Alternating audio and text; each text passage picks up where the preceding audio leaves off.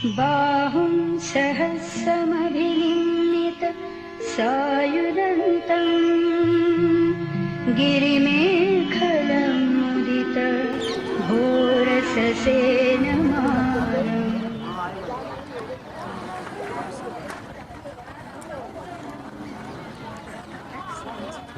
Jeff, when can we start?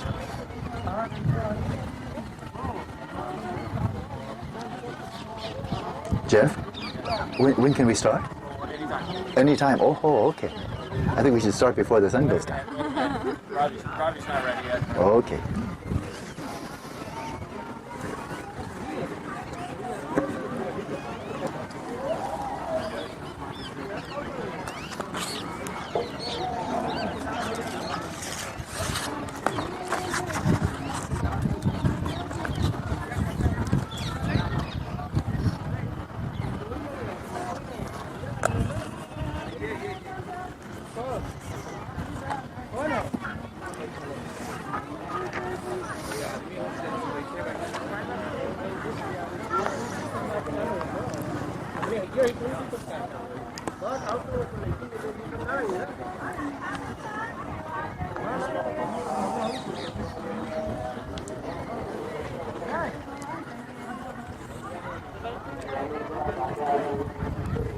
Ravi, are we ready to roll? Yes. Okay.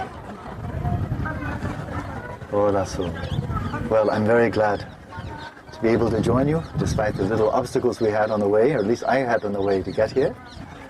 I want to express my gratitude to Ravi for making this all possible.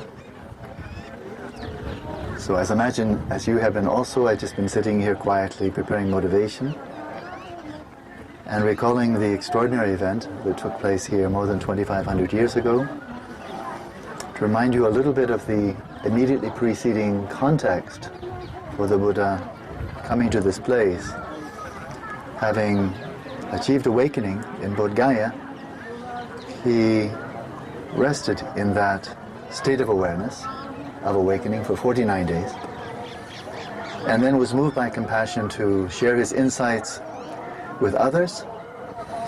And he thought of the two great yogis with whom he had trained in Samadhi some 6 years earlier when he first set out on his quest, knowing that they would be very ripe, they would be able to receive what he had to offer.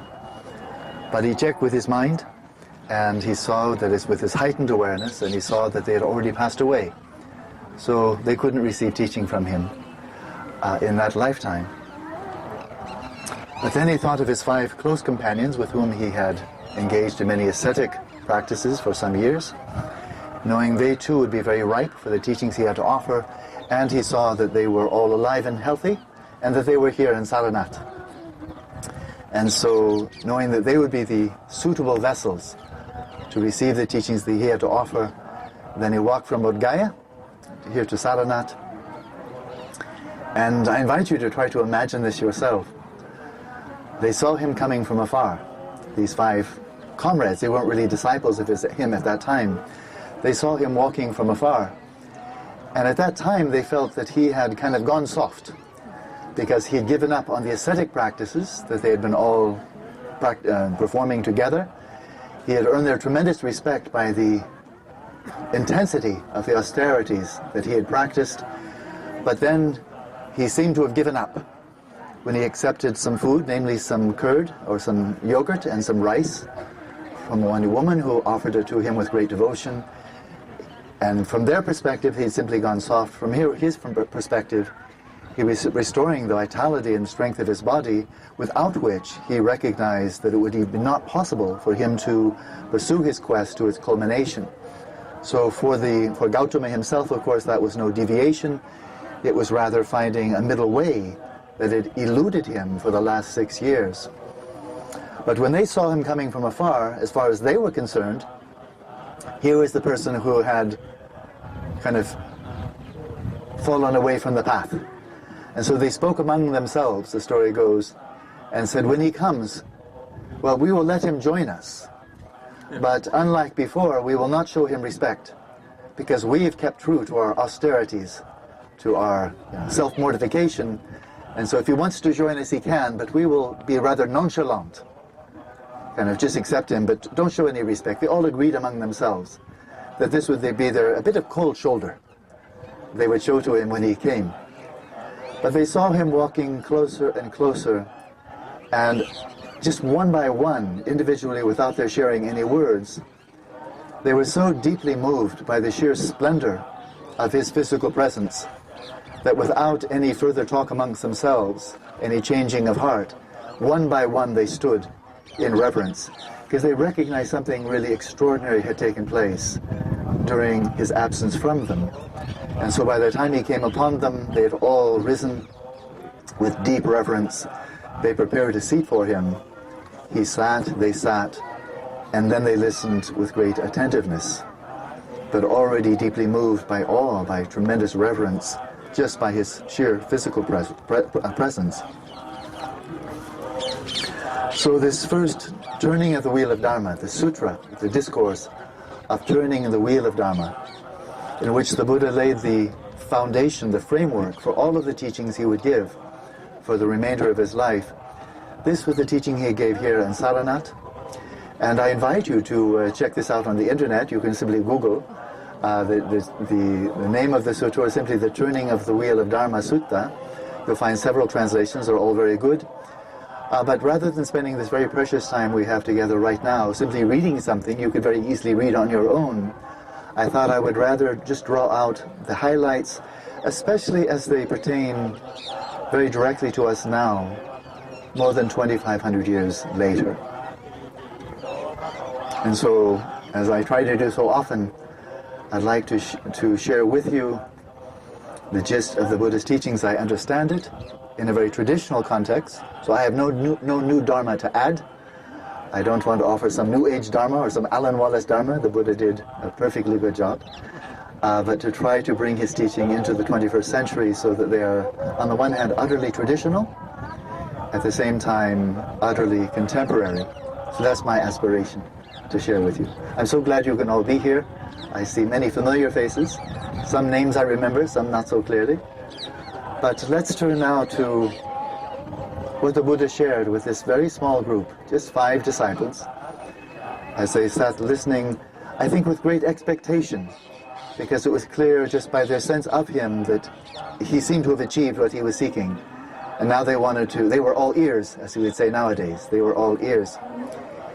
He began his talk by addressing the theme of the middle way, which is characteristic of the Buddha's teachings altogether. But he addressed this, first of all, by speaking of his middle way as a middle way which gives rise to insight, to knowledge, to peace, to higher knowledge, to nirvana, or final liberation, and full awakening. So he spoke of his teaching and the path that he had followed, that he was sharing with others, as a middle way, and then middle way in the sense of avoiding what? Because whenever you speak of a middle way, you know this by way of avoiding extremes. So which extremes did he specifically address in this first talk that he gave? There were the extremes on the one hand of kind of infatuation or fixation upon sensual desires, but it goes more than simply the desires of the 5 physical senses, of beautiful sights, of lovely sounds and so forth, but more broadly speaking what we nowadays would call hedonic pleasures. And that of course includes the sensual, but it also includes things like the pursuit of fame, of reputation, of acceptance, of love, affection, all of this by other people. And so it's much broader. Just generally what now in Buddhist tradition we call the 8 mundane concerns, right? So a fixation on those, with sensual desires being very central to them, pointing that this is one extreme, and the other extreme, one of self-mortification. So the kind of austerities that he had become so expert at, those were the 2 extremes. So if we consider these two extremes in the modern world, well, clearly the fixation upon the single-pointed or single-minded pursuit of sensual pleasures, of wealth, of fame, of reputation, of prestige, of status, of power, all of those would fit into that category. I don't think there's much difference nowadays between these pursuits now and 2,500 years ago. Still very similar. But if we look at the other extreme, self-mortification, he and his colleagues fasting, and this was a very common type of investigation, a type of exploration among the truth seekers of his era. Self-mortification, extreme physical trials of tribulations, of fasting and so forth and so on in the pursuit of liberation. We look around nowadays, I don't think that's so common. It may not be something, as you look into your past, oh, where was my self-mortification phase?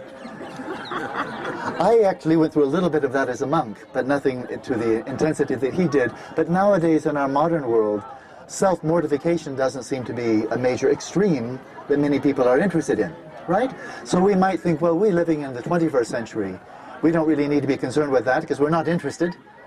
But perhaps he has some deep wisdom to share with us about avoiding the extreme of just sensual gratification, pursuit of mundane happiness. But I'd like to take a second, and I'd like to not let us off so easy, thinking we have only one extreme to avoid. Maybe we too, like the people of his time, have two extremes to avoid. So it's not self-mortification, but I was reflecting upon this. What do we do instead of self-mortification? So first of all, why did they do it? Why did they do it? Because there were many people. It wasn't just a small band of people engaging in various types of austerities. There's the real word, austerities, where they're really punishing themselves. And it was kind of a mind over matter type of endeavor, sheer grit, sheer willpower, determination, almost trying to, how do you say, siege the ramparts, or overcome the ramparts of samsara to break your way into liberation. So is there anything like that, of showing yourself as being a person of true mettle, of strength, of forbearance, you're really somebody? Is there anything of that nowadays? And the closest I could come to, for something that is very, very prevalent in the modern world, is the addiction to work. Literally working ourselves to death. Literally working ourselves to death. And I've met many people like that. I was in New York just a couple of days ago, and I was getting some photos taken for my passport, or for my visa to be able to get into this country again, since I've been here during the last 60 days. And the person who prepared the photos for me, New Yorker, really classic New Yorker. And he was very chatty, and we immediately entered into a kind of conversation as he's preparing to take my photos. And he said, I see people every morning, and every Monday on their way to work. And they all look so depressed. They all look so tired, so unhappy, because they're facing a full week of work. And they just look miserable. And then Friday, now they look happy. So Monday, Tuesday, Wednesday, Thursday, Friday, until Friday afternoon, then they look happy. What are they doing for those 5 days? I think we will call it austerities. They are working themselves. They are engaging in trials and tribulations. They may not be starving themselves, not fasting, and so forth, but they are engaging a type of self-mortification, a type of austerity. And I think it's especially true in the Western Hemisphere, that instead of simply working to make a living, to live a meaningful life, people sometimes live in order to work. That their life really becomes equated with the work. And somehow there's something to prove. Their self-value, that they are successful, that they are worthy people.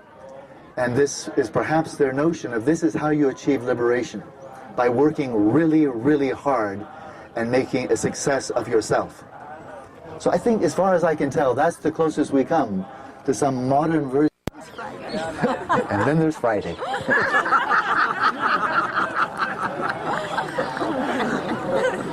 So when we consider what is a very common lifestyle nowadays, and it's not only in New York, it's not only in Europe.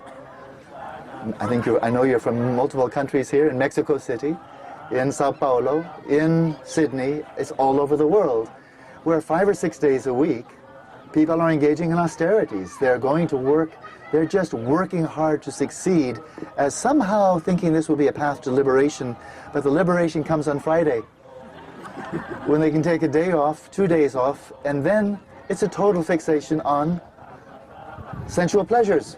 It's watching football, it's watching this cricket, it's just enjoying themselves, trying to eke out some hedonic pleasure on the weekends, and then it's back to work, back to the grind. So in fact, I think these two extremes are very common nowadays as well. And the Buddha's point was these two extremes, whether of yogis living 2,500 years ago or people simply in the workforce today, we spend an enormous amount of time on these two extremes. Is there anything in between? What I'm referring to, if we look at the notes, is kind of a self-destructive work ethic. That is, what I'm proposing here is not that we all quit work or that something's wrong with work, but when it undermines our very sense of well-being, when we're simply working ourselves to death, then that has to be one extreme. And then the other one is simply, of course, just the pursuit of hedonic pleasure. So in this way, this is one of two ways at least, in which the Buddha said that his own teachings, the Dharma that he was sharing with others, was going against the grain, was going against the stream of the world.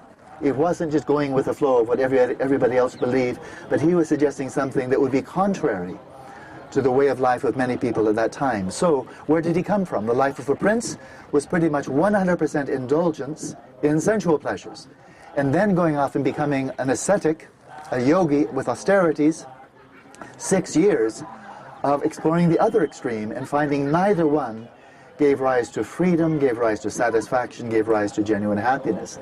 And so knowing this from his own experience, then he found through his own experience this middle way, which then goes against the way of the world, which is all about the pursuit of hedonic pleasure, but was also going against the grain of many of the yogis, the sadhus, the rishis of the time, where it was all mind over matter, seeking to achieve liberation by the sheer power of your will, your mind over your body, and so forth, subduing, conquering your body with the power of your mind, and finding that too didn't work. So that's one way in which the Buddha's teachings were going against the grain, or going against the commonplace. But there's another way as well, and that is, it's stated in the sutras that whatever the world regards as reality, just the world, everybody around you, whatever the world regards as reality, the Aryas, those with direct insight, those with direct experience of nirvana, they regard as delusive. So what the world regards as authentic, real, true, the Arya regards as delusive. And then likewise, what the world, the mundane people, devoted to this mundane way of life, what they regard as truly happy, satisfying, the Arya regards as dukkha, as unsatisfying. So it's kind of a 180-degree turnabout from common way of viewing reality and also what is accepted as a worthy and suitable, meaningful way of life. So he's clearly going against the grain. If we take the triad of Buddhist practice of worldview, and then meditation, and the way of life, we can see in a way that Buddhist teachings are swimming upstream on all three accounts. They were back then, because the kind of teachings the Buddha was giving was given by no one else. He was saying, you will hear what you have never heard before. I will teach what you have never been taught before. And so in terms of view, what is true, what is not true, the types of meditation that he taught, above all, his tremendous innovation that was unprecedented in India at that time was his extraordinary union of shamatha, many of you know the term, and vipassana. So shamatha developing very deep insight, samadhi, and the vipassana, the insight, and the fusion of the two. That was unprecedented. That was going against the grain. And then the way of life, again avoiding the life of luxury, but also avoiding the life of sheer austerity for the sake of austerity. So that's how he began his Dharma talk, his turning of the Wheel of Dharma, by pointing out, I am revealing here a middle way that avoids these two extremes. And then he began his explanation of what is commonly translated as the Four Noble Truths. Very adept scholars of Buddhism by now, many of them, I think a growing number, recognize as standard as that has become as a translation. It's a really bad translation. The Four Noble Truths. First of all, the term satya, that we translate as truth. It's not incorrect, but that's not quite what it means here. Satya, the Sanskrit term, also means simply reality. So the Buddha wasn't speaking of the truth of suffering, because the truth is a proposition, is true or false. But your suffering is not true or false. It's either real or unreal. It either exists or doesn't exist. And so it's much closer to say here satya simply means reality. There's a reality of suffering. But there is this term noble, and so we're going to call it Four Noble, not truths, but realities. But not, well, what is the term noble? Where does that come from? Well, from Arya, and an Arya is a person who has direct realization of ultimate reality, of nirvana. And so it's not that the truth of suffering is noble. I think you know from your own experience, a lot of the suffering you've experienced was not noble. It was just a pain. It might have been embarrassing. It might have been trivial. It might have been pointless. Some of the suffering we experience is kind of a total waste of time. So to think that that somehow fits into a category of noble truth, or even noble reality, I don't think so, right? But that's not what was implied. So in short, this phrase, the Four Noble Truths, if we wanted to translate it more literally, and I think a much more revealing way, it's four realities for Aryas. Four realities for Aryas. What strikes the Arya, a person who has realization of nirvana? What are four features of reality that rise up as being of paramount importance? So that's what we're really discussing here. And the first is the reality of suffering, the reality of suffering for Aryas. So I think all of you have some background in Buddhism. You know that a very meaningful classification of suffering is first of all what is called the suffering of suffering, or simply blatant suffering of body and mind. It's just what we experience as pain, discomfort, suffering, anguish, the whole spectrum of discomfort of body and mind, from the most mild malaise to the most profound anguish and physical pain. All sentient beings experience that, all sentient beings recognize that. More subtly than that is what is called the suffering of change.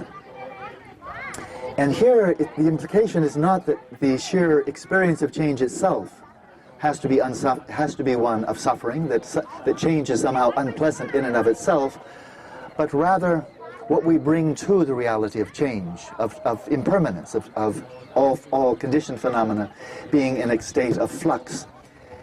And so where the suffering comes in is because of attachment. Because we are attached to things being the way they are, and then they change, then suffering comes, right? And then third, I'm just going very briefly here, third is this, I would translate rather loosely as existential suffering, the suffering that comes because we are living in conditioned existence, but again, it's more than that. It's really this deepest, fundamental vulnerability to suffering comes because of our way of engaging with, of identifying with our own bodies and minds, the five skandhas.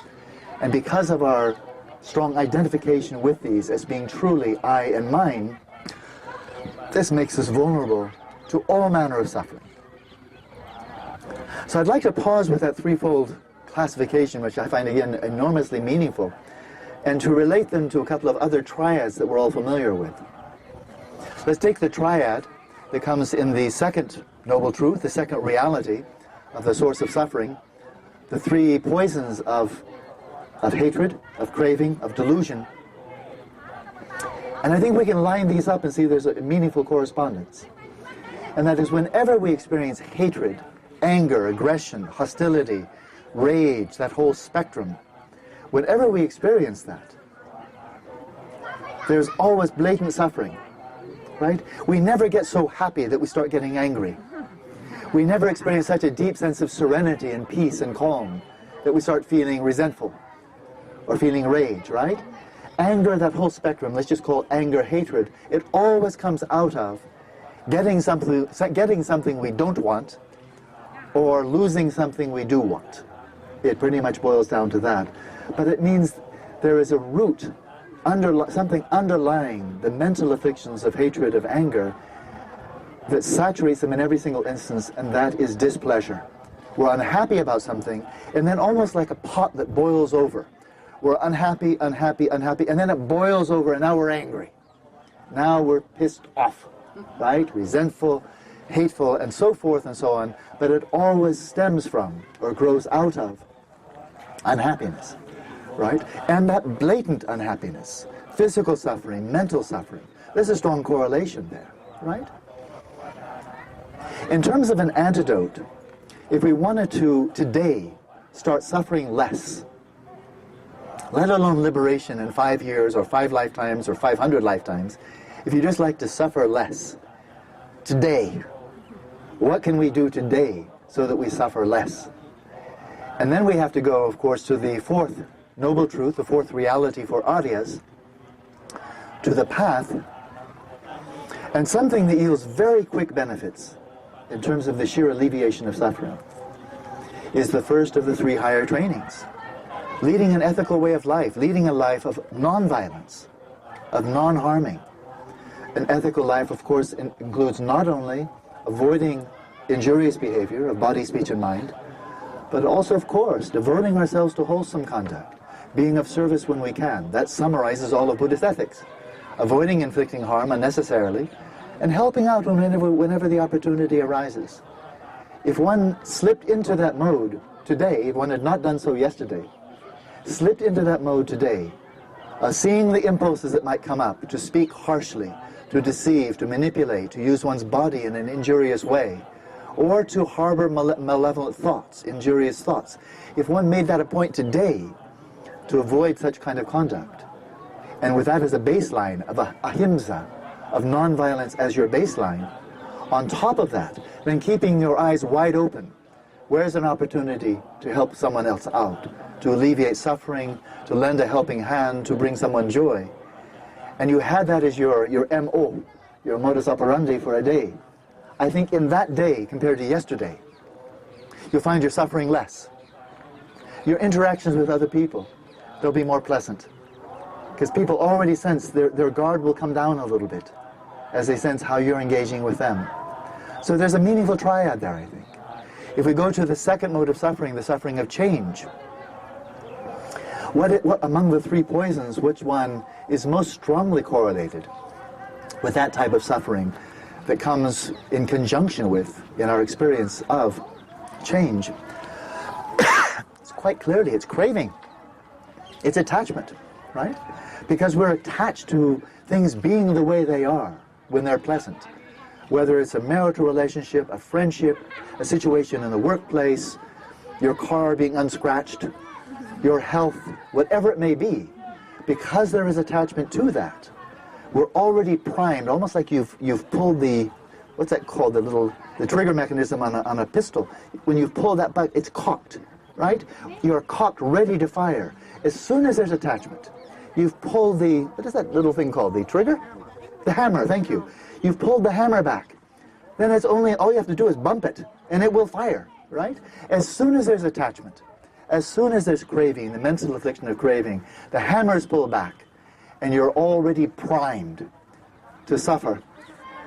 And in fact, if you're very alert to the reality you're experiencing, then you will be aware that everything you're experiencing that you're clinging to as a source of your happiness, it will change. So if you're paying attention and you're being realistic, you'll already feel anxious. If you're attached to things that are beyond your control, you'll already be anxious if you're paying attention. The only way to be filled with craving and not be anxious is to be delusional. To think that this isn't going to change. I'm going to stay as healthy now as I was yesterday, and everything is going to be just fine because it's going to stay just as it is. And so craving is clearly the key. The mental afflictions are most directly correlated with that second dimension of suffering. And now it becomes obvious when we attend to the third dimension of just the sheer vulnerability. Why is it so easy for us to suffer, right? And it stems from basic delusion of a misapprehension of reality. Not getting it right, that's ignorance, avidya, and then actively getting it wrong, and that's moha, or delusion. So how can we escape? how can we possibly free ourselves? It's an astounding question even to raise the question, let alone to come up with a real answer. But the question that the Gautama was raising, the incentive for him to leave a very comfortable life, it didn't get much better in India 2,600 years ago than the situation young Gautama found himself in. He was a Trump, he was a Rockefeller, you know, he was in the Gates family, you know, he was where you want to be. And so he already had the best. And so why would he give up the best to go live with the poorest? And it clearly wasn't because of blatant suffering. He had so little. One step away from where he was probably a step into more blatant suffering, because he had it made. He wasn't going simply to escape from the second type of suffering. You can escape that at least temporarily by taking some higher rebirth in the form or formless realms. But clearly his incentive, his motivation, was to find complete and irreversible freedom. In other words, freedom from this deepest dimension of suffering.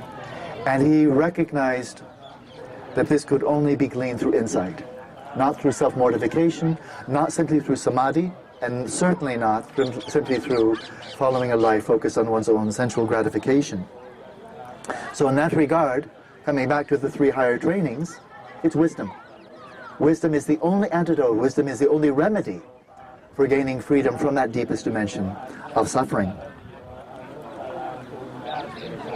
So, a lot of us have heard from me, from other teachers, about the distinction between genuine happiness, happiness that arises from what we bring to the world, in contrast to hedonic pleasure, the happiness, the pleasure that we get from the world. Both have their place, right? But I think it's a very meaningful distinction, that hedonic pleasure is always stimulus-driven. It's something that happens to us that arouses a sense of pleasure, satisfaction, joy, and so forth, whereas genuine happiness is not coming from something happening to us, but something that we bring to reality, right? It's a critical difference, a very clear-cut distinction between the two. And so I've been familiar with this for some time now, teaching, and I find it very meaningful, but only recently, over the last week or so, as I was reflecting, because I wanted to offer my best today, reflecting on this reality of suffering, it occurred to me that a similar distinction can be made between genuine suffering and hedonic suffering. I've not heard of that one before. But consider for yourself whether this is meaningful to you. Let's consider hedonic suffering. This could be physical, could be mental, right? And it's a suffering, it's the pain, the discomfort that arises because something happens to us, something unpleasant, right? And so it can be somebody insulting us, somebody being rude, it can come from physical injury, it can come from the weather, it can come from all kinds of things, but something happens to us and it catalyzes, it triggers an unpleasant response. And then, in the mundane way of dealing with things, we feel this discomfort, this displeasure, unhappiness, pain, and then we look around, what caused it?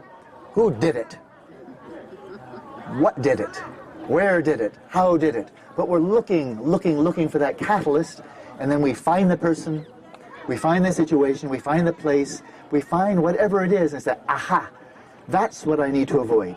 Or I have to fix this person. I have to fix this situation, because I know it may be unhappy, and the finger goes out. You know? Finger goes out. And now we have to repair the world. Or we have to perfect samsara. So you probably remember Shantadeva's great analogy. When you're suffering, there are two ways of approaching it. One is to cover the entire planet with leather, right? To cover all the thorns. And the other one is to put on a pair of shoes. So the person who's still trying to fix the world until everything around us is just right means we're trying to get in a situation and then hold on to a situation where nothing around us makes us unhappy. Pleasant people, pleasant job, pleasant car, pleasant body, pleasant weather, everything pleasant. And we say, ah, that's the way I want it. And then we are avoiding hedonic displeasure, hedonic suffering. But I got to thinking about something in this regard that really, I must say, perked my interest. And that is the fact that we can sit in a room, well fed, we had a nice lunch today, and in good health, not too cold, not too hot, with no stimulation, just a bare naked room, and a comfortable seat, to sit on, right? So there's nothing happening to you whatsoever from outside that's unpleasant. You can do that, right? It's not that hard. And then with no help whatsoever, you can be miserable, right? That is, we don't really need help. We can sit in it by ourselves in a room. We can go for a walk. We can be drinking a glass of water and be miserable with nothing helping us from outside at all. Now that I find interesting. That I find interesting. This is why solitary confinement in penitentiaries is considered a form of punishment. I mean, if they're torturing people, then we understand. They're miserable because they're being harmed. But just put a person in an 8x10 cell, give them just enough of boring food so they're not hungry, and now the punishment begins. But not from outside. That's self-generated. That is genuine unhappiness.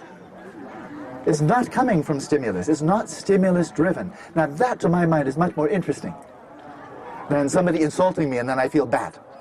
Or somebody reading one of my books and says, that was a terrible book, and I feel bad. Oh, it's not so interesting.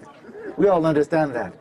That suffering goes away by people saying, stop saying unhappy things or unkind things. Oh, then I'm happy. Or say something nice. Oh, now I feel good. That's kind of boring. But this genuine unhappiness, that's interesting.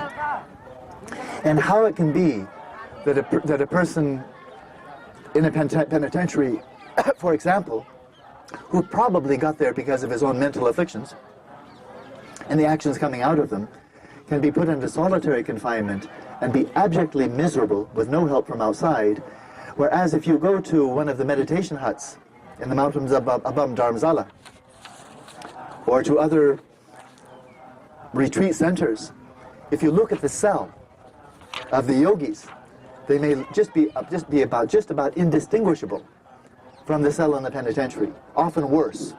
And the food's often worse. But there they are experiencing, and if they're accomplished yogis, experiencing bliss with no outside help. So this is the situation for solitary confinement, and it's the situation in a retreat center, that you're going to a place, even in Phuket, a number of you I know have been there. The rooms, once you're inside the room, is nice, but it's not that nice. You just get the temperature so it's comfortable, but it doesn't bliss you out, right? You've already eaten your food, so no more of that. So there you are in your room. Basically, you're there for 22 hours a day, barring walks, a bit of exercise. And now you have your mind without mediation, without any buffer zone, right? So what for one person can be misery is for another person blissful. It's genuine misery and genuine bliss, right? Because it's coming from within. It comes from what you bring to that solitude rather than what you're getting from the world. And the implications, I think, are enormous. Because we'll all be facing, whether we ever spend a day in retreat from now on, whether we ever spend any time in solitude from now on. One could avoid it, I imagine. Just always make sure you're hanging out with someone. But we can be absolutely certain that we'll have at least one more time of real solitude, and solitude also in which we're being less and less exposed to any type of sensory input or stimulation from outside. It's called dying, right? It's called dying. And I've just been reading recently a book called, what was it called? It's by it's the autobiography of Ajahn Rinpoche, Surviving the Dragon. I think that's what it's called. I highly recommend it. It's a remarkable book by a Tibetan Lama who was born in the same year that I was, the Tiger Year, 1950, but spent the first several decades of his life under Chinese Communist rule. And he made this observation. I'm not going to elaborate here, but of course he knew a wide variety of people, and he found that those, even in these very, very difficult times, under the Chinese occupation, the Cultural Revolution, which brought so much misery to so many people, that the people that he knew who had devoted their lives to Dharma, when it came time for them to die, they died with serenity, with peace, with good cheer. And then he knew others who, if they practiced any Dharma at all, it was more phony. It was just for outer stuff, making money and so forth. And they died afraid and bewildered. So that's our final exam. But it's our final time of solitude, and it is a time that will be either one of genuine unhappiness or genuine happiness, because there's nothing coming from outside, it's all coming from inside. So there we are for the reality of suffering for Aryas. We move on to the reality, the second noble truth, the reality of the origin of suffering for Aryas. In the Buddha's turning of the Wheel of Dharma, in his discourse given here, what he highlighted, because this was a very short discourse, you can read it in just a few minutes, what he highlighted as the primary cause of the suffering to which we are vulnerable, what he highlighted was craving. Craving. Looking at objects of the mind and clinging to them as being veritable sources of happiness. Clinging to them, that is, if we already have them, clinging to them with attachment. If we don't have them already, then aspiring for them with craving. Either case, seeing them as true sources of happiness. And in fact, although the craving may give rise to some hedonic pleasure, it always comes at a cost, that sooner or later it's going to give rise to suffering. So he spoke of craving, different types of craving for hedonic pleasures, sensual pleasures and so forth. He spoke of craving for existence, which implies the fear of death. But he also spoke of craving for non-existence, where one craves for termination. I suspect it's probably just true. Maybe it's how would you say, just a tautology to say that anyone who commits suicide is doing so out of an aspiration for non-existence, at least the termination of this existence. But the Buddha pointed to all of these, the craving for hedonic pleasure, the craving for existence, the craving for non-existence, all of these as just being sources for the perpetuation of suffering. So there, it would be good to pause just for a moment. I know this is very basic, but it's always good to come back to, that there is a very important distinction between the mental affliction, the klesha, of craving for what we don't have, attachment when we do get it, craving as opposed to desire. And sometimes I think the word desire is used here, but it can be very misleading. The notion that the root of all suffering is desire. Well, how about the Buddha's, or Gautama's desire to achieve liberation, right? Or there is an ideal in Buddhism of seeking nirvana with all the passion, with all the single-pointed focus, as if your hair were on fire, right? That would imply a pretty intense desire, right? So desire is not the problem. The desire, when you see somebody else in suffering, the desire, the yearning, the wish, it may be a very powerful wish, like a mother for her own child, to alleviate the suffering of others. To say, oh, this must be a root of suffering because it's a desire, of course, it makes no sense at all. And so the desire may be wholesome, it may be unwholesome, it may be neutral, but the mental affliction, the klesha of craving, is always rooted in delusion, by definition. If it's not rooted in delusion, it's not the mental affliction of craving, right? So there's something fundamentally non-reality based in the mental affliction of craving, right? The very term klesha is related to the klishta, the term klishta, which means to distort. So whenever craving as a mental affliction arises, it always stems from a distorted, a warped, an unbalanced, or unrealistic way of viewing reality. Desire may be utterly reality-based, right? But craving by definition is not. So there I think we can, all of us, we're all old enough to review our own experience and see there's an enormous amount of truth in that, right? So pragmatically speaking, we can speak of craving as being right on the cutting edge of serving as the cause, the origin of suffering. But then if we dig deeper, and that is, why do we crave? It's always good to keep on asking why. Why is that the case? And the craving always stems from delusion, a delusion of misapprehending reality, right? So it can be craving to hold onto something that's agreeable, that's desirable, but it can also be craving to be free of something that we don't want, and then it can easily manifest as aggression, as anger. But either way, this craving, or all of the mental afflictions, stem from a reified sense of self, a self as autonomous, as separate, as independent, as radically other from every other sentient being, and underlying that an even deeper rift, something more fundamental even than I versus you, something more deeper than that, and that is just the distinction of I, the subject, as object over there, whether sentient or unsentient, subject and object in the sense that subject and object are radically and fundamentally separate, right? That what I'm seeing in terms of all objects, all appearances to the mind, that they're really radically out there. Whereas I, my mind, I myself, radically in here, and there being a strong division. This crops up whenever we feel craving, isn't it true? Again, none of this is dogma, none of this is really religion. Everything I'm saying, I think, lends itself to direct experiential investigation. But consider in your own experience, whenever you experience craving or attachment, don't you have a sense that that which you're craving, holding on to, hoping will deliver happiness, or clinging to it as if it really does deliver happiness, is something other than yourself, something you have to hold on to? And likewise, whenever we get really angry, isn't there a sense of being angry at something that's radically other than oneself? Ironically, we know these terms: self-hatred, self-contempt, self-loathing, low self-esteem. We're all familiar with these terms. You don't find them in Sanskrit or Tibetan, but we have them in all of the Western languages. Very common terms, right? Even there, if I say, oh, I just can't stand myself, I hate myself, isn't there even there a sense of separation between the self who is loathed and the loathing self, as being somehow separate, that I who hate myself, well, at least I'm not as bad as the I that I hate. Because if I were that bad, well, I would really be in sad shape. But at least I'm smart enough to know that I'm really a stinker, that I'm really an awful person. Don't you agree? So, okay, we're a little bit better than that guy.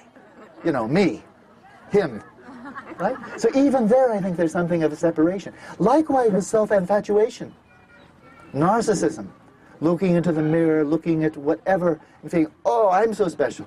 Even there, the I becomes an object. That something separate, something to be proud of. I am so proud of myself.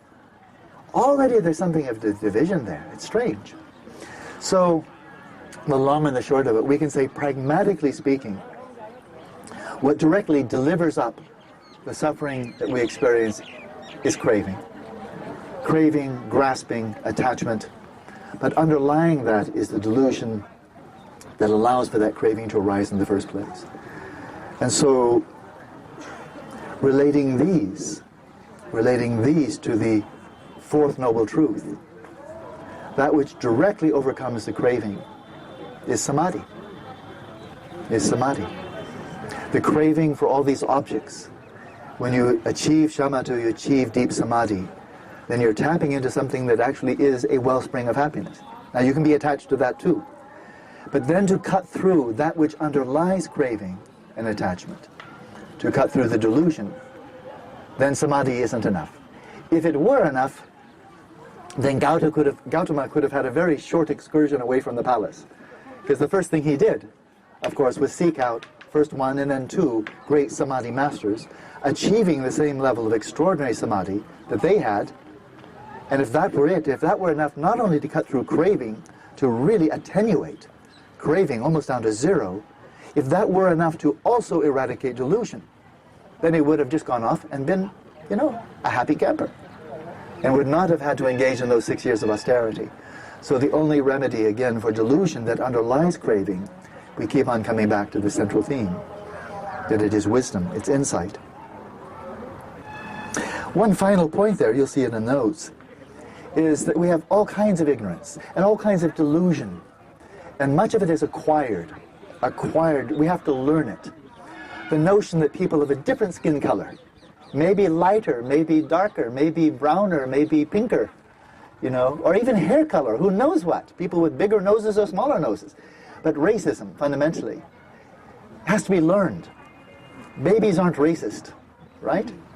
And so there are many such delusions, such as racism, that we're not born with. We have to learn them. Religious bigotry, dogmatism, intolerance of a wide variety. We have to learn these. Now, once we've learned them, we've absorbed them, they can certainly be sources of major suffering.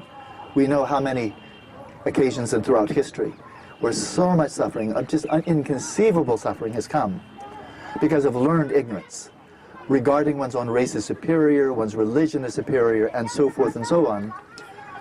But when we attend to the reality of the source of suffering, a very important point is that which truly lies there in the bedrock, the taproot, the deepest dimension of the source, is not something learned. Learned ignorance is very important to dispel, but the level of ignorance and delusion that is truly the root cause of suffering is something that is inborn. So even babies, cute little babies, they have it. Animals have it. All sentient beings have it. That's why we don't escape from it just by stopping being human. And a final point on that note is that, and actually it pertains to the first reality of suffering, it's so important. It changes everything. I'm just going to take just a one step back to the reality of suffering before we go to the cessation. It's such a commonplace nowadays, especially in a materialistic world, a world of modernity, which is not entirely materialistic, but it certainly is a loud voice. And we hear it on the media all the time. We have but one life. Well, you only have one life. You know, this is it. This is your one shot. You know, and then you're just dead. You know? And so there's something implied there, which is for, I find this actually is a bit comic. To my mind, it's a bit comic. For people who are not believers, then of course you just accept the reality that death means total termination, lights out, you cease to exist, there's no more consciousness at all.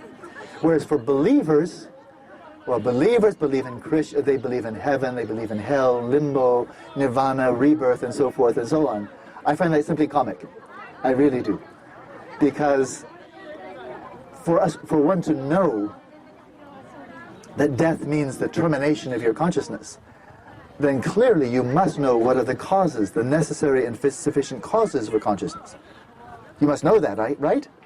Because otherwise you won't know whether the necessary causes and conditions for consciousness are finished. If you don't even know what they are, then you don't know when they stop, right? But the uncontested fact, I mean, it really can't even be debated. A lot of things can be debated. A lot of what I've said already can be debated. Here's a point that I don't think can be debated, and that is the modern scientific community, which I tremendously respect, and which has gained so much knowledge. The scientific community now in 2011 does not know what the necessary causes and conditions, the necessary and sufficient causes for consciousness are. Does not know. None of them even claim that they know. They don't know how to measure it, they don't know when it arises, and they don't know what's necessary for consciousness to arise. Not in a human fetus, not in an animal, not in an insect, not anywhere. They don't know. They would like to know, and there's some very good neuroscientists trying to find out, but now, on February 8th, they don't. So if you don't know what are the necessary and sufficient causes for the emergence of consciousness, then you don't know when it terminates. It's just straight logic. And so people who believe that they are going to achieve the third noble truth just by dying, that is the final, irreversible, and complete cessation of suffering, those are the real believers.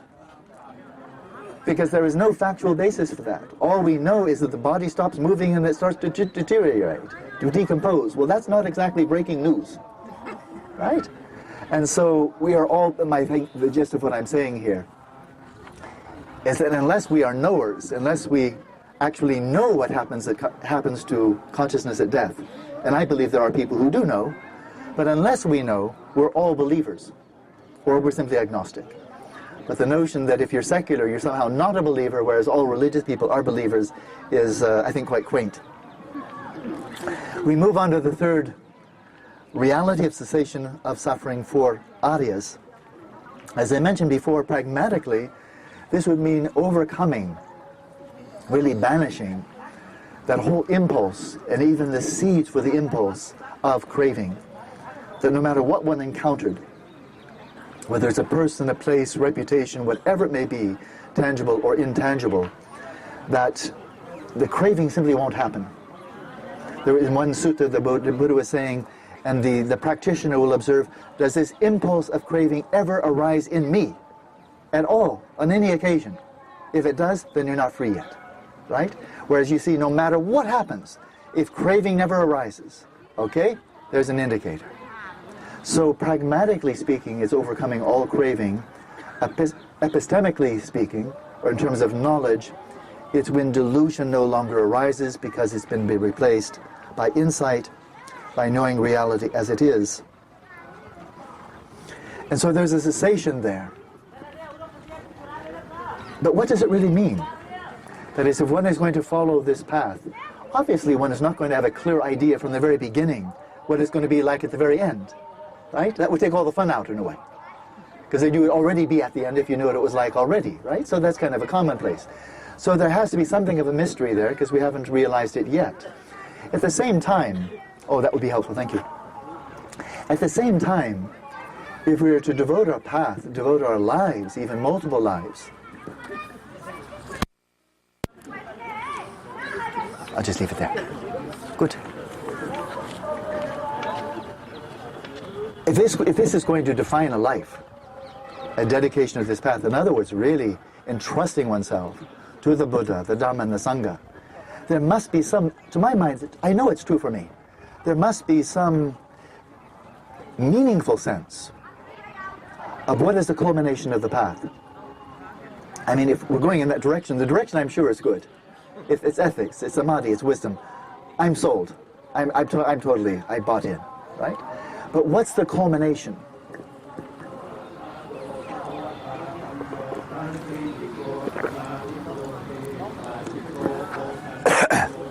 Without going just yet to the culmination of Buddhahood itself, how about the ideal of becoming an arhat?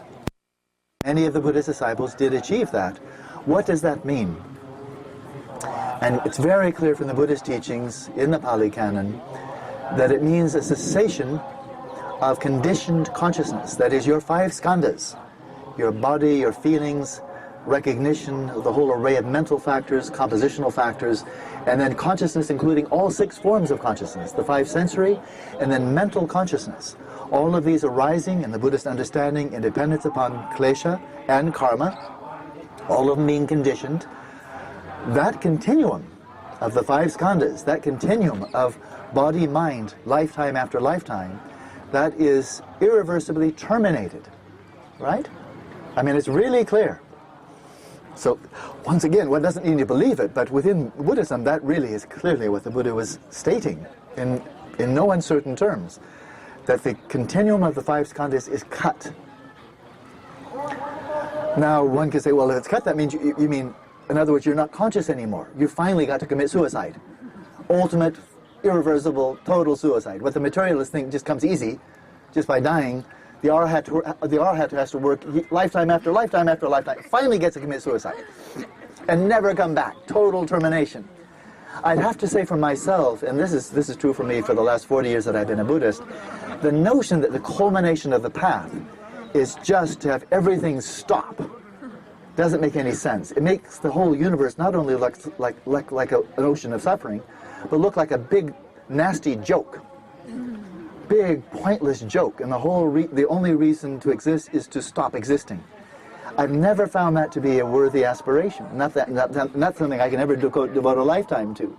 Is, boy, I hope I can totally cease to exist. But the Buddha specifically refuted that.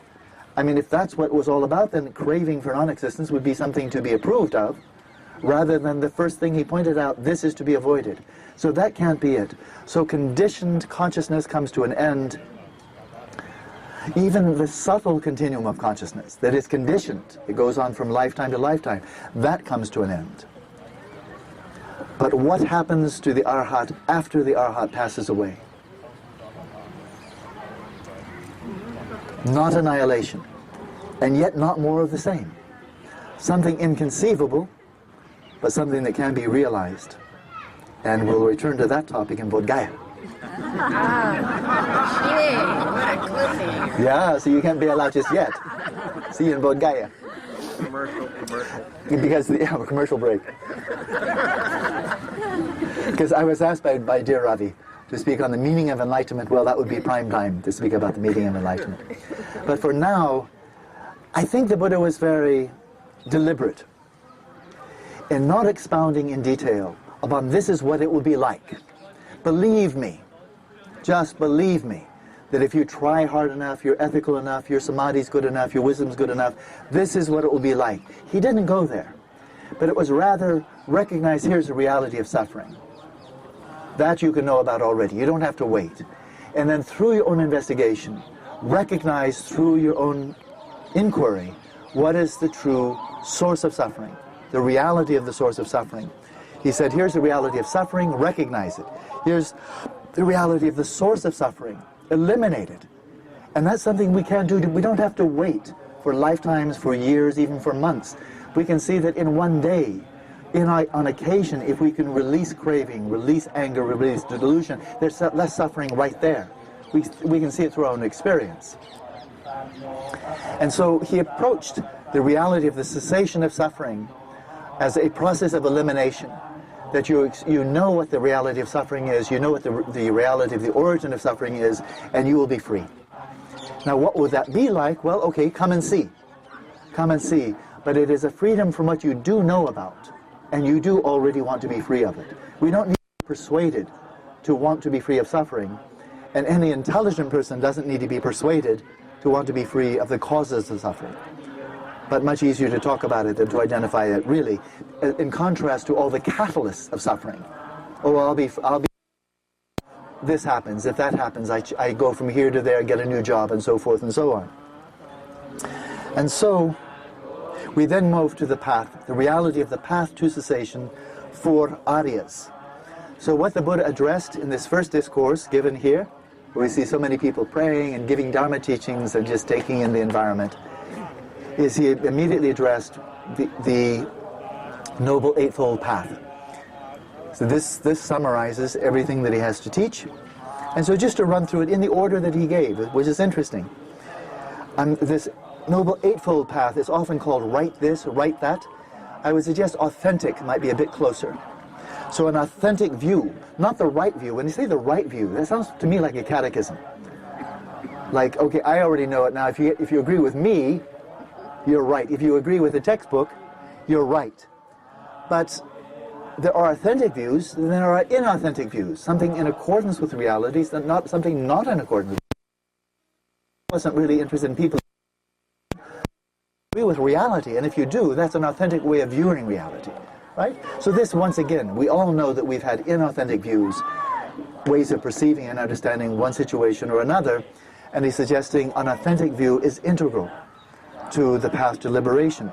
And then what is often used to be called right thought. Well, that again that sounds like brain control or thought police or something like that. But it's not. The term doesn't mean thought so much as it means resolve.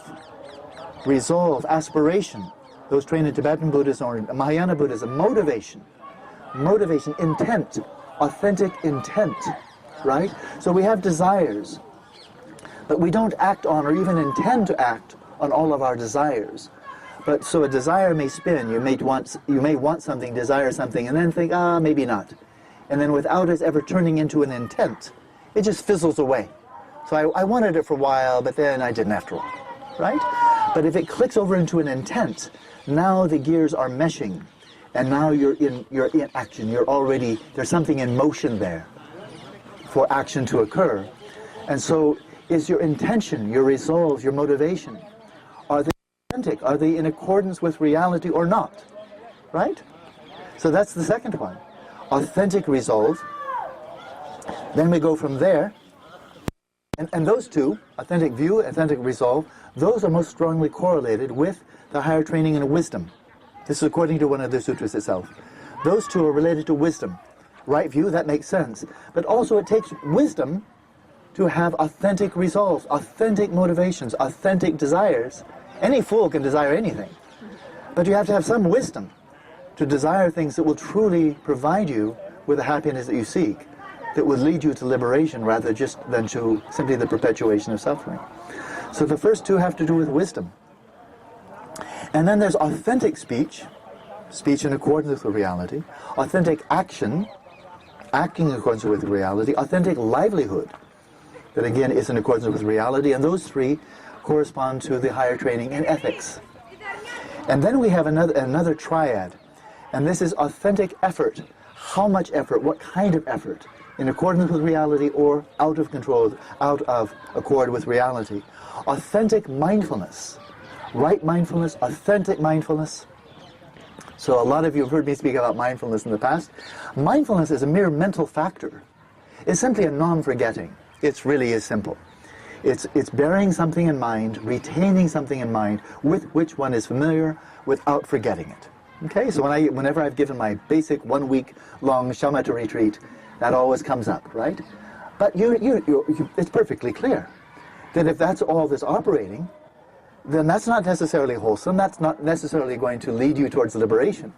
You could be a sniper, and you could say, where are my bullets?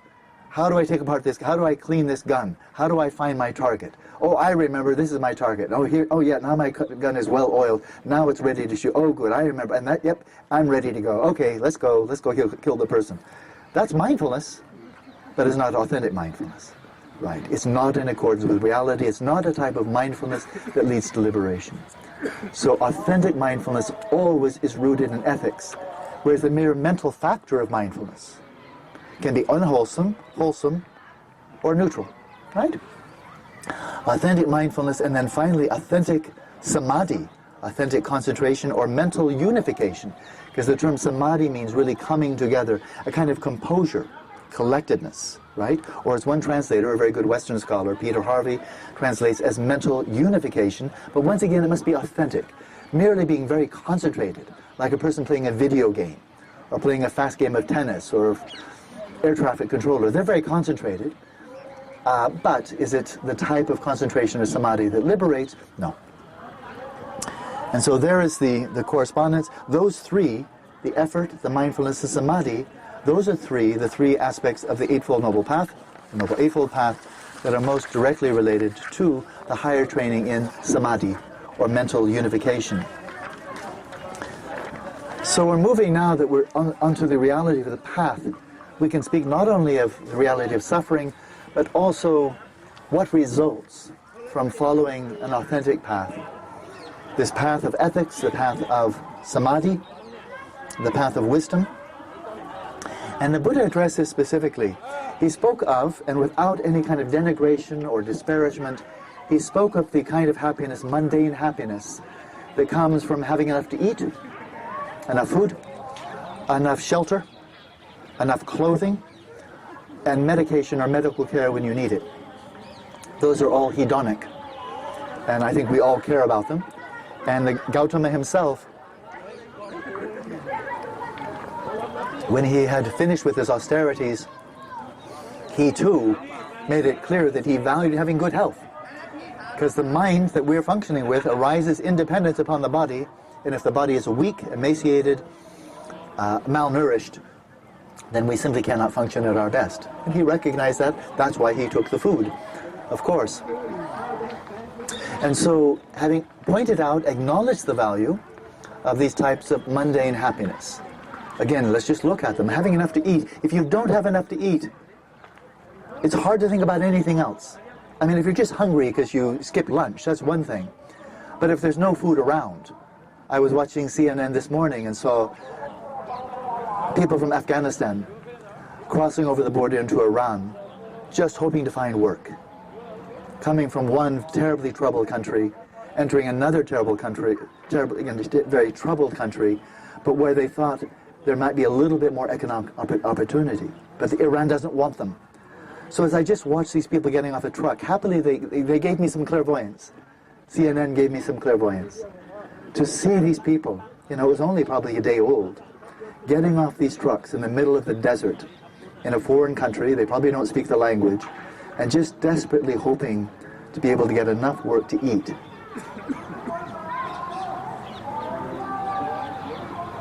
And just imagining being in that situation. How could you even dream about developing samadhi, cultivating wisdom, and so forth when you're just hungry? And let alone if you have children. That would occupy you much more than the hunger pangs in your own belly. But thinking, my children, and can I get enough work just to have my children have enough to eat? That would be overwhelming for your mind, right? If it's cold, not just chilly it is as now, but it's cold, and you don't have protection from the elements, you have no place to live, you have no shelter, you don't have enough clothing, it's going to be hard to do anything else. It's hard to think about anything else than that. And likewise, to finish this, if you're ill, if you're seriously ill or injured, it's hard to think about anything else. So the Buddha acknowledged the tremendous importance of these, and he said, now on that basis, then there is the joy that arises from ethics.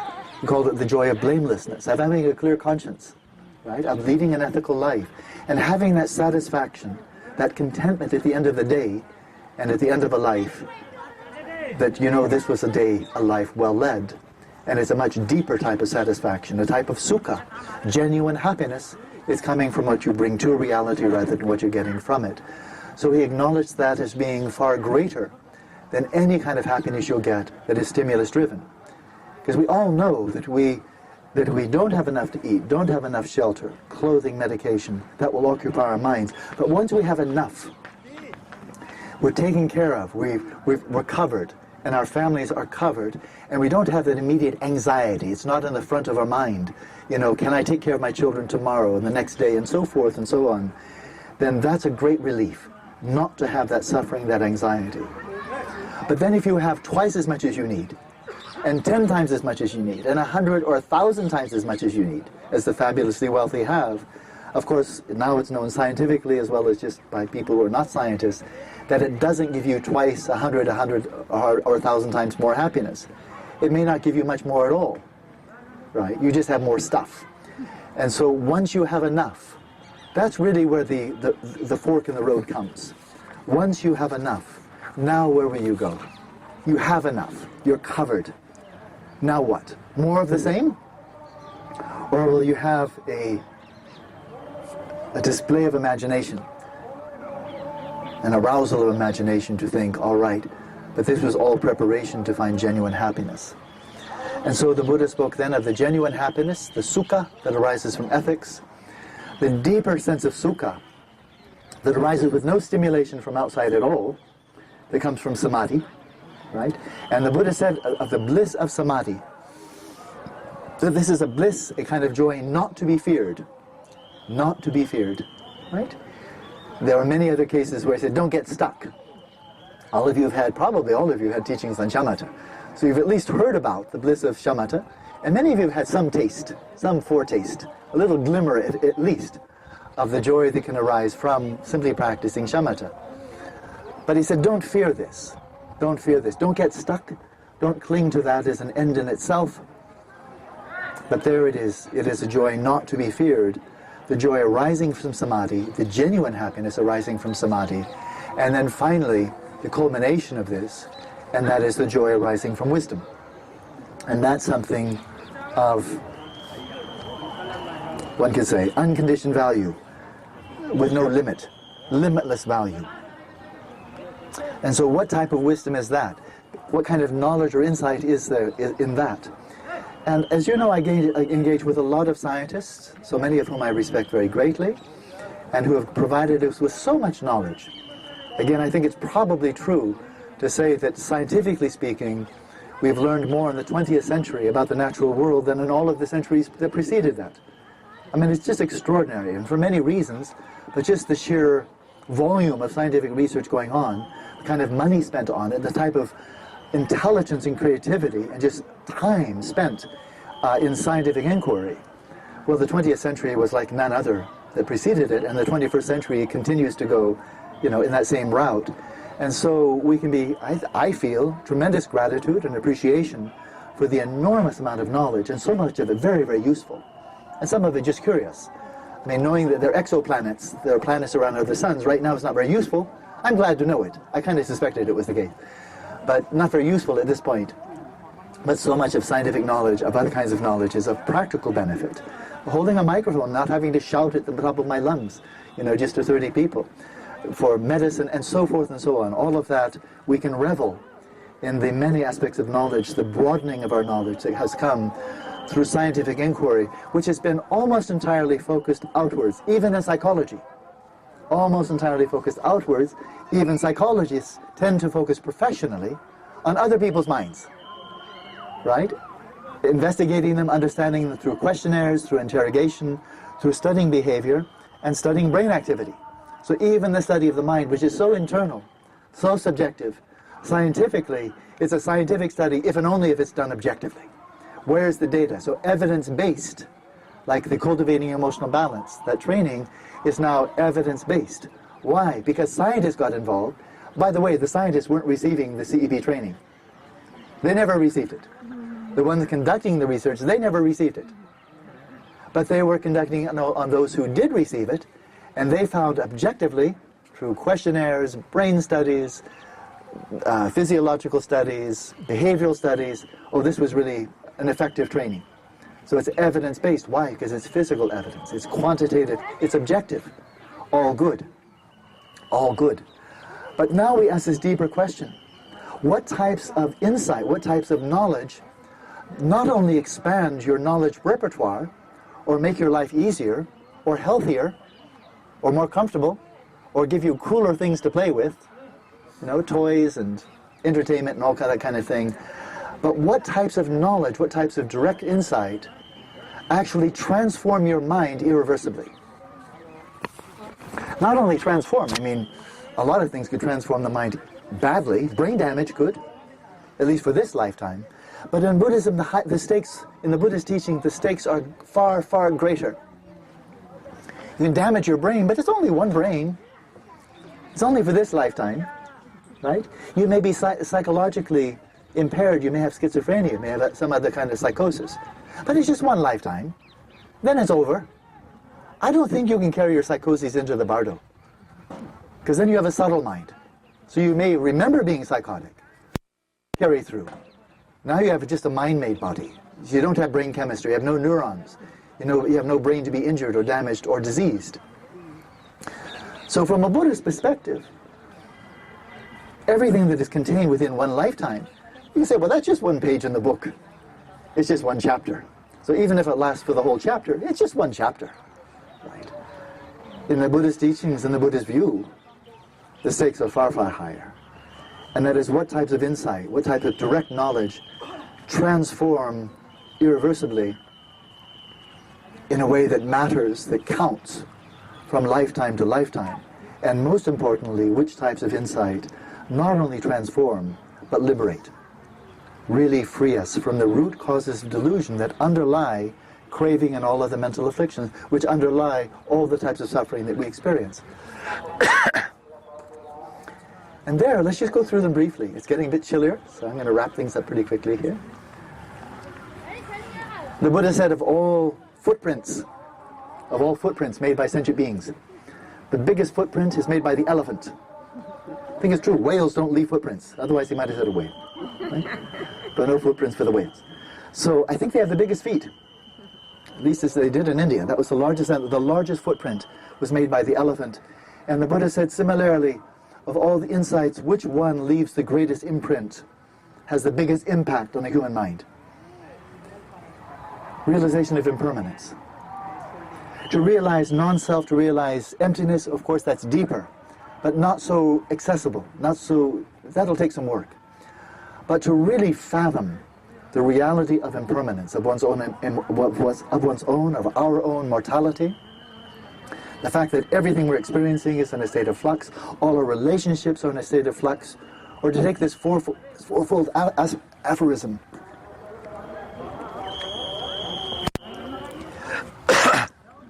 Everything that is born dies or perishes or destroyed. Everything that is acquired is lost. Wherever there is meeting, there is parting. And anything that ascends to a high level, like high reputation and so forth, everything that goes up goes down.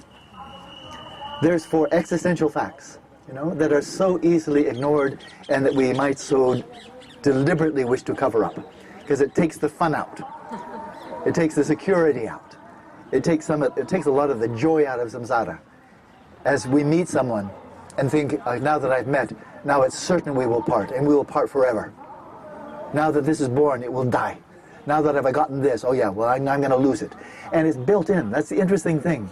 As a natural truth, is that for any of those changes to take place, it doesn't have to wait. This is a core truth in the reality of impermanence, is that for something to perish that arose, that was created, it doesn't need to wait for something to damage it, to kill it from outside. It's built in. It's built into the very nature of that which is born internally. It's already on the route to destruction. Wherever there's meeting, it's internal, it's already on its way to dissolution. It's built in. So it's like that genuine unhappiness or genuine happiness. It doesn't need some external stimulus to make that reality of impermanence manifest. Just give it enough time and it will happen all by itself. To fathom that radically shifts our orientation to everything in life, and radically shifts our orientation to the very pursuit of happiness. And I think we know this. Some of you, like myself, have had a near-death experience. So mine was when I was 23, my third case of hepatitis. Many of you heard about it. But it did make quite an impression on me. That when Dr. Durnan gave me the medication, he changed my diet, and in one day, after several days of dying, and then receiving his medication, and the next day getting better. And then it was really clear, in one day, it was very clear to me that I'm not going to die this time because of hepatitis. I'm now getting better. But in that same breath, it became so clear to me, he didn't save my life. He just postponed my death. That it's just, okay, not today, not tomorrow, not this case of hepatitis, but what I thought I thought a couple of days, I thought 50-50 chance that I'll die today or tonight. That was that close, that was my sense of it. I think there was a lot of people who agreed with me at that time. But to have that sense that that day is still coming, it's just not quite yet here. It does change everything. And a lot of people have had serious automobile accidents or whatever. In many cases, not all, but in many cases, it radically shifts their priorities. The things that had seemed important previously, now overnight, not so important, right? Because one has now had thrust upon oneself some insight, some really life-changing insight into the reality of impermanence. Well, in meditation, we seek out that realization without having to wait for a near-death experience, right? So there's one. The first of these three marks of existence. The second one we simply call dukkha. And how we unpack that, if we go to classic Buddhism, is that all experiences that are tainted by mental afflictions, craving, hostility, delusion, all experiences of anything that are tainted by mental afflictions, they are dukkha.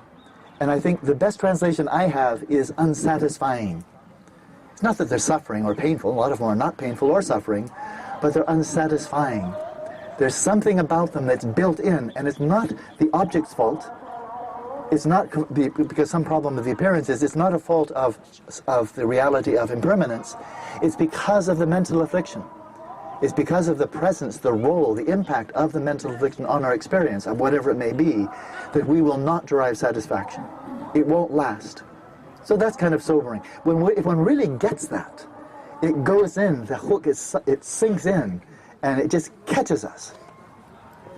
That nothing that I'll ever experience in this or any future lifetime will truly be satisfying, and as long as my mind is still prone to mental afflictions. If you really understand that, not just as I learned that in Buddhism, but if you actually totally get it, then that becomes the top priority. And however long it takes, whether it's 5 years of retreat or 5 lifetimes or 500 lifetimes, it's kind of like that's all that really matters, personally speaking, is I must be free of mental afflictions. Whatever it takes, however many trials, tribulations, sacrifices, what have you, that's it. Because nothing else will ever satisfy. If I live 1,000,000 lifetimes, it'll be 1,000,000 lifetimes of dissatisfaction. So that's big. That really transforms things. And then, of course, now very briefly, the reality of non-self. That nothing that I identify with as I or mine is truly I or mine. And deeper than that, more broadly than that, is the reality of impermanence. Of emptiness, of the lack of inherent nature of all phenomena. So I won't elaborate on this. I would like now to come back historically, to the Buddha giving his fundamental, his groundbreaking discourse of turning the Wheel of Dharma to these 5 comrades of his who now became his 5 close disciples. And by the time he finished his discourse, and I just learned this recently when I was studying up again, to get more of the detail, one of the five of his close companions, named Kodanya, by the time the Buddha had finished with his discourse, Kodanya, right there, having heard the words of the Buddha, realized nirvana. Right there. He realized what it was all about. He got the point. became a stream emperor.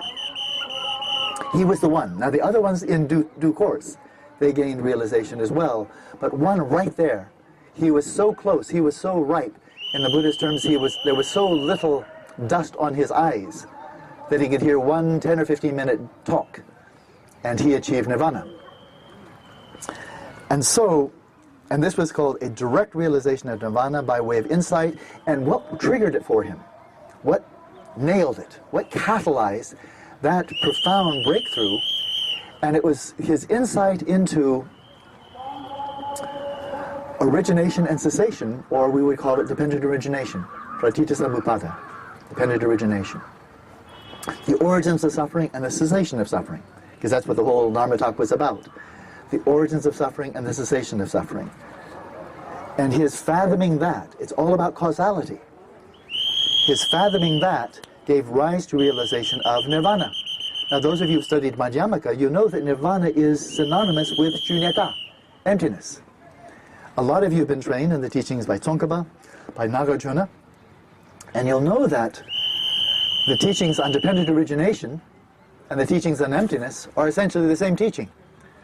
One is coming by way of relative truth, of dependent origination, of causality taking place within time, right? Causality.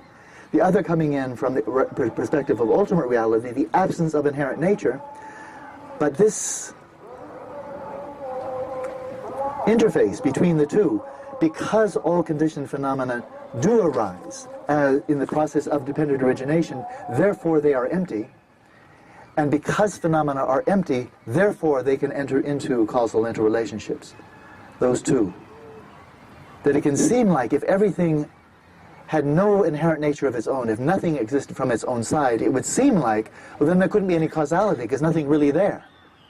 But in fact, just the opposite is true. It is only because things do not have their own inherent nature that they can, that we can, that anything can engage in these interdependent relationships. If they had their own independent nuclei of an inherent identity, they would all be absolutely independent and nothing could influence anything. So Kodanya realized this. He realized emptiness, he realized nirvana by way of dependent origination, which Nagarjuna calls the king of reasoning. The king of reasoning to realize emptiness is by way of dependent origination, and that was Kodanya's avenue. Now, a point again that I just recently learned is, when does the Wheel of Dharma turn? So this was called the Buddha's discourse of turning the Wheel of Dharma. When does the Wheel of Dharma turn? This is a technical point. I found it so interesting, though. I just learned it recently. And that is, did it turn when the Buddha started to talk about the middle way and the two extremes? No. Did the wheel turn when he was talking about the reality of suffering? Nope. When he'd finished all four, he'd given his whole talk. He'd covered all four of the Noble Truths. Has now the Wheel of Dharma turned? No. Still not. The Wheel of Dharma turned only when Kodanya realized nirvana. That's when the Wheel of Dharma turned. It wasn't enough for him to talk. It wasn't enough for somebody else to hear. Somebody had to hear and understand and gain direct realization. And that's when Kodanya gained realization, that's when the Wheel of Dharma first turned.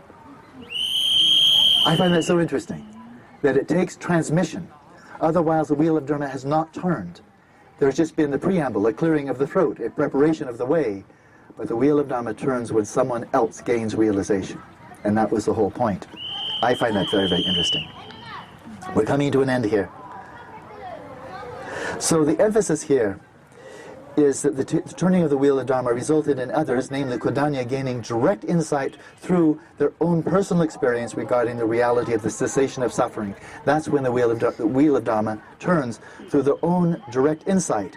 And the term here is called personally experienced, and you can see in the notes the Pali, which comes from the Satchikaroti, to see with one's own eyes, to experience for oneself, as in the injunction ehi pasiko, and some of you have heard me say that before, ehi pasiko, come and see. Come and see. This wonderfully experiential, pragmatic orientation of the Buddhist teachings altogether. Not come and learn, come and memorize, come and believe, come and follow, come and obey, come and have faith, come and believe. None of the above. It's come and see through your own experience. That is really following the Buddha's path. And so Kodanya did that. And so it simply does highlight the spirit of pragmatism, of empiricism that runs through all of Buddhism, challenging us to question our own assumptions, not just the assumptions of other people. And again, to just follow the notes, and you see we're almost finished. The premise being here is, with these teachings on the Four Noble Truths, I'll keep on calling that out of habit, the four realities for Aryas, that if these are indeed real, if the propositions about them are true, then the more deeply we investigate them through our own experience, through direct observation, through reflection, through reasoning, through logic, questioning in every way we can, from any perspective that we can, if these are indeed true, the more carefully we investigate them, the truer they will appear.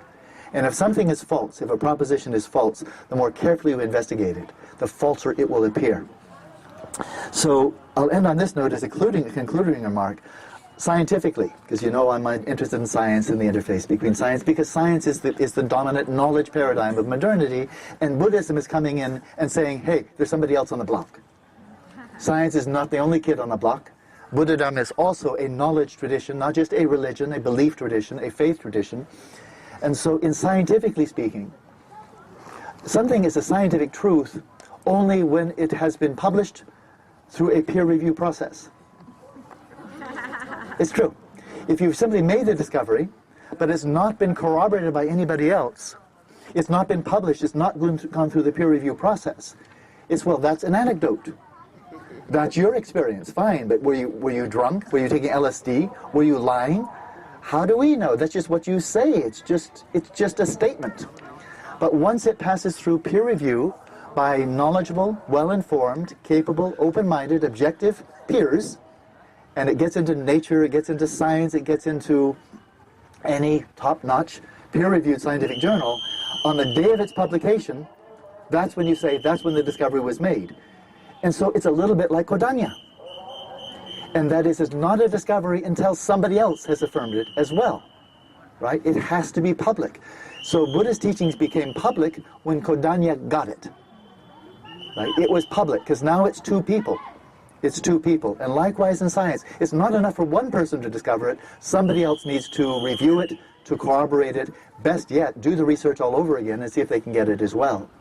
So there, in this regard, I think the way the Buddhist teachings began, to my mind, if we try to find a category that's within our categories of modernity, the modern West, which is now modernity, of three knowledge traditions, of science, of philosophy, and religion, I don't think anything that I've just summarized here in this short talk, I don't think anything of that was religion. Not as we understand it. There was no God, there's no belief system, he didn't say obey him or anybody else. He didn't say rely upon an authority, allegiance, and so forth. They're getting very worried. Okay, then we must leave, yes? Okay, then we must. So I think we see here that science is about direct observation, about knowing through your own experience, and that is what the Four Noble Truths, the four realities for Aryas, is all about. It's fundamentally knowing reality as it is and finding those aspects of reality that liberate. And so welcome to Sarnath. Welcome to the place where the Buddha first turned the wheel, and we try to have that wheel continue to turn to this day. Oh, and the sun has gone down.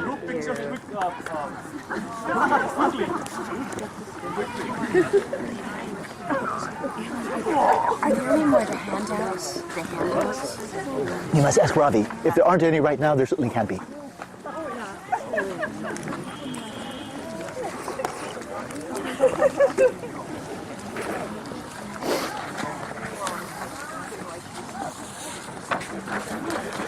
So I think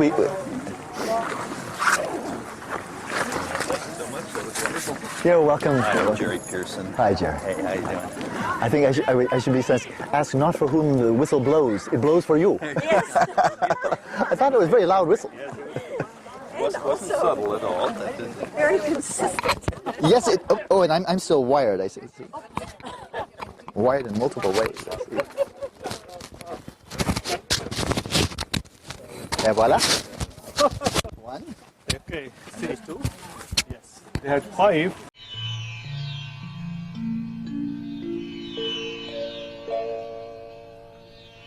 बाहुं सहस्रमभिनिन्दित